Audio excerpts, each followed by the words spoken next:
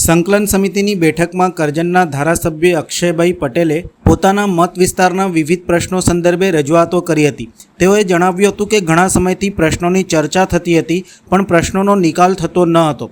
તે સંદર્ભે પેન્ડિંગ પ્રશ્નોના નિરાકરણ આવે તે સંદર્ભે કલેક્ટરે સંબંધિત અધિકારીઓને જણાવ્યું હતું। કરજણના રેલવેના રસ્તા પહોળા માટેનો પ્રશ્ન હતો જે સંકલન સમિતિ પહેલાં પહોળા કરાયા છે, જેથી એ પ્રશ્નની ચર્ચા કરવાની રહેતી નથી। નર્મદા નિગમના પાણીના પ્રશ્નો હતા, એ પ્રશ્નો માટે ખેડૂતોને જવા કેનાલ ઉપરના બ્રિજની રજૂઆત હતી, તેનો પણ નિકાલ કરી જે તે વિભાગને મોકલી અને વહેલી તકે મંજૂરી આવે તેવી સૂચના આપવામાં આવી છે। ખેડૂતોને પાણીની જરૂર હોય ત્યારે ટ્રાન્સફોર્મર જીઈબી પાસે ઉપલબ્ધ રહે અને તાત્કાલિક ટ્રાન્સફોર્મર પહોંચે તેનો નિકાલ કરવા માટે કીધું છે।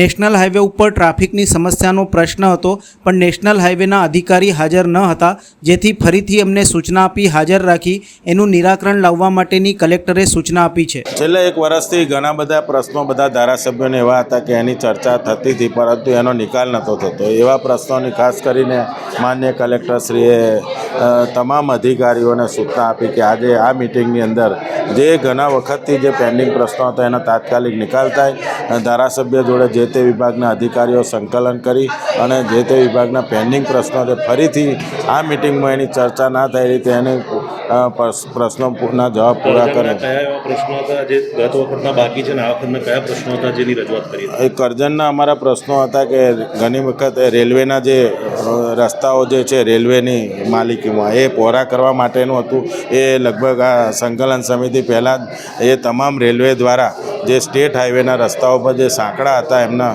જે પહોળા કરવામાં આવ્યા છે એટલે પ્રશ્નોની ચર્ચા કરવાની રહેતી નથી, કારણ કે એ પ્રશ્નો થોડા દિવસ પહેલાં જ એ લોકોએ એનો નિકાલ કર્યો છે।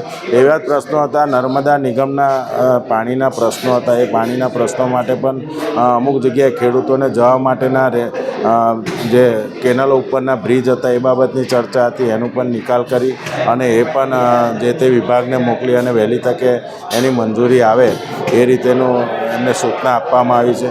એવી રીતે જ્યારે ખેડૂતોના આવા દિવસોમાં જ્યારે પાણીની જરૂરિયાત હશે ખેતરમાં એવા સમયે ટ્રાન્સફોર્મર 7-7, 10-10 દિવસ સુધી ખેડૂતને મળતા નહોતા, પરંતુ જ્યારે ખેડૂતોને જ્યારે પાણીની જરૂર હોય એવા સમયે ટ્રાન્સફોર્મર જીઈબી પાસે ઉપલબ્ધ રહે અને તાત્કાલિક 1 થી 2 દિવસમાં એમનું ટ્રાન્સફોર્મર પહોંચે એ રીતેનો નિકાલ કરવા માટેની પણ સૂચના આપવામાં આવી છે। અને જીઈબીના જે તે અધિકારી ગોયલ સાહેબે પણ કીધું છે કે ફરીથી આવા પ્રશ્નો નહીં બને, ખેડૂતોને જ્યારે જરૂર પડશે તો તાત્કાલિક ધોરણે આપણે પહોંચીએ। નેશનલ હાઈવેની ટ્રાફિકની સમસ્યાનો મારો આજે પ્રશ્ન હતો, પરંતુ નેશનલ હાઈવેના અધિકારીઓ અહીંયા હાજર નહોતા એટલે ફરીથી એમને સૂચના આપી અને ફરીથી હાજર રાખી અને એનું નિરાકરણ લાવવા માટેની કલેક્ટરે સૂચના આપી છે।